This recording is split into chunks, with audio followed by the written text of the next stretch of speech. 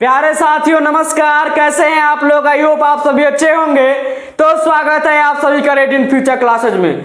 दोस्तों हम लोग लगातार क्या कर रहे हैं, इंग्लिश स्ट्रक्चर को पढ़ते आ रहे हैं। तो पिछले वीडियो में हम लोग इंग्लिश स्ट्रक्चर में use of have plus infinitive को पढ़े थे, पर आज हम एक न्यू स्ट्रक्चर आप सभी के साथ साझा करने वाले हैं। तो आज का स्ट्रक्चर है न्यू हैविंग टू। यानी हैविंग टू का मतलब क्या होता है? हैविंग टू एक क्रिया है और इस क्रिया का मतलब क्या होता है कि जब हम कोई काम को करने वाले होते हैं, यानी कि कोई काम को करने वाला को हम लोग क्या करते हैं, करने वाले को क्या हम लोग करेंगे, हैविंग टू है। सबसे पहले जिस हिंदी वाक्य में करना पड़ रहा है या करना पड़ रहा था लगा रहता है, उसको हम लोग क्या करते हैं, हैविंग टू से सहायता से ट्रांसलेट करते हैं। यानी कि इस सेंटेंस में क्या लगा रहेगा, करना पड़ रहा है, या पास्ट में लगा रहेगा करना पड़ रहा था। यानी हम लोग को कोई भी काम करना था, यानी कोई भी काम करना पड़ रहा है या करना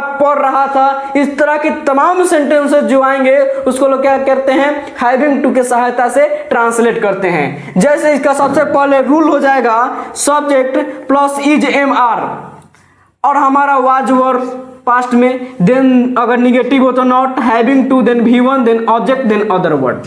जैसे मुझे बार बार पूछना पड़ रहा है, यानी कि ये मेरा इसमें करने का काम क्या है कि मुझे बार बार पूछना पड़ रहा है। तो क्या हो जाएगा, I am having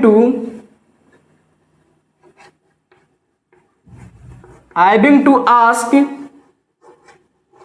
again and again। उसे बच्चों को डांटना पड़ रहा है, तो क्या हो जाएगा, he is having to chide the kids।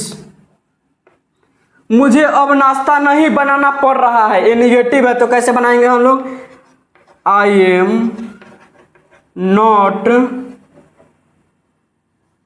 Having to make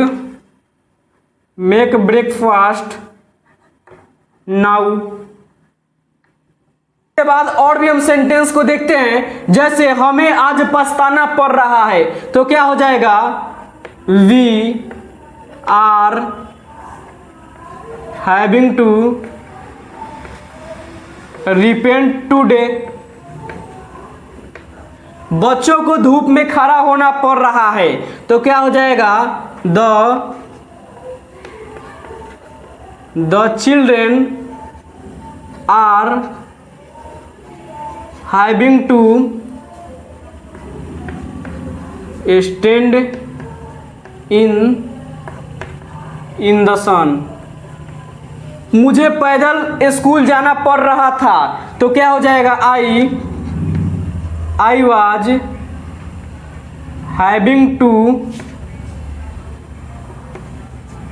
go to school on foot. हमें वहां गंदा पानी पीना पड़ रहा था, तो क्या हो जाएगा, we were having to drink dirty water there.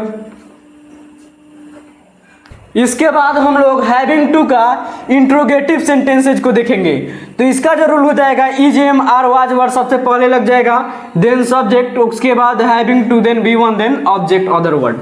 जैसे क्या तुमको सुबह से शाम तक काम करना पड़ रहा था, तो क्या हो जाएगा, वर यू